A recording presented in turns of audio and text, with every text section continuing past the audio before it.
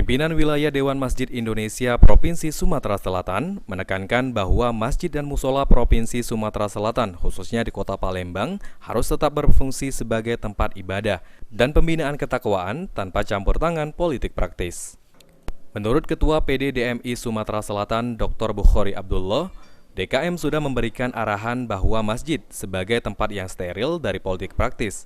Sehingga Dr. Bukhari Abdullah meminta Dewan Kemakmuran Masjid di semua masjid dan musola yang ada di Sumatera Selatan, khususnya di Kota Palembang, untuk menjaga netralitasnya, menjauhkan diri dari kepentingan politik perorangan, kelompok, ataupun partai politik.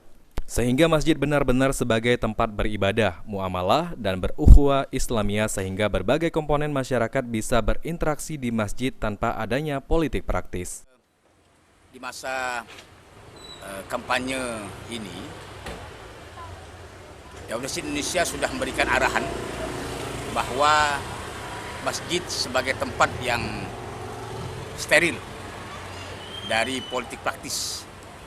Artinya jangan jadikan masjid sebagai tempat sarana kampanye politik praktis, sehingga masjid betul-betul sebagai tempat ibadah, sebagai tempat muamalah, dan sebagai tempat untuk berukhuwah Islamiyah.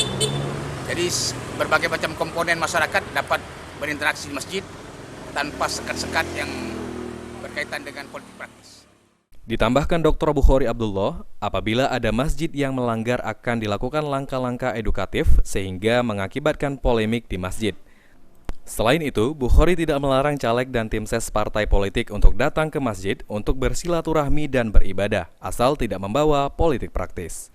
Eki Saputra, PAL TV.